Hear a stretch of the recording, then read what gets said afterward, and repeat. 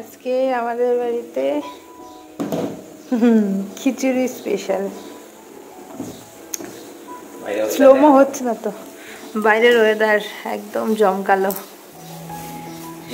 অন্ধকার পুরো। আর হবে আতপ চালের খিচুড়ি। আর ওইদিকে কুকারে হচ্ছে ভাত, গরম গরম সকালের জন্য সিদ্ধ ভাত আর ডিম সিদ্ধ। এইদিকে সারাদিন উত্তরবঙ্গে চলছে বৃষ্টি, আর তার মধ্যে সকালবেলায় গরম গরম ভাত হয়ে গেছে। আর ভাতের মধ্যে কিন্তু একটু মুসুর ডালও দিয়ে দিয়েছিলাম, একদম গলে গেছে। এই ভাতটা কিন্তু আমার ভীষণ প্রিয় একটা খাবার, মানে একদম গলা গলা সব কিছু। আর এই যে দেখো, সেদ্ধগুলো কিন্তু ভাতের সাথেই একসাথে মোটামুটি মেখে ফেলবো।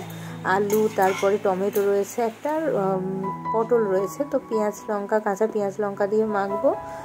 আর তারপর ঘি দিয়ে ডিম সেদ্ধ দিয়ে ভাতটা খেয়ে নেবো।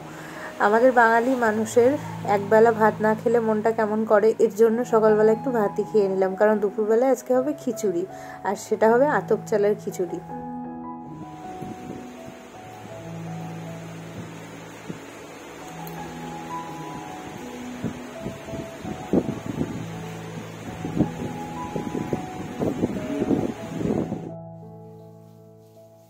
এদিকে তো বর খিচুড়িটা বসিয়ে দিয়েছে, এখন এই চালটা দিয়ে দিয়েছে, এখন ফুটবে, খিচুড়িটা হবে আস্তে আস্তে। আর ওইদিকে ভাজাভুজিগুলো চলছে, এখনও সবজি দেওয়া হয়নি খিচুড়ির মধ্যে।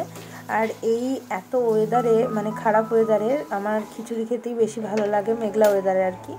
আর যেহেতু ঠান্ডাই পড়ে গেছে, এক কথায় বলা যায় গরম জল করে স্নান করতে হচ্ছে উত্তরবঙ্গের মানুষকে, মানে এমনই অবস্থা।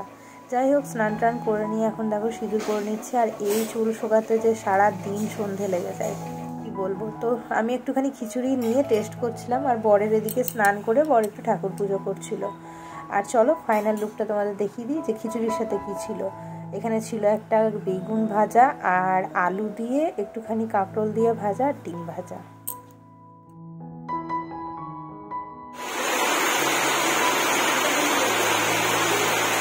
বড় বড় ফোঁটা জলের দেখো। আর এই হচ্ছে কোচবিহারের অবস্থা, মানে সারা রাত ভোর এরকম ধরনের অঝোরে বৃষ্টি হয়ে যায়, মানে বন্যা আসার মতো পরিস্থিতি প্রায়। যাই হোক, ভিডিওটা এইটুকু।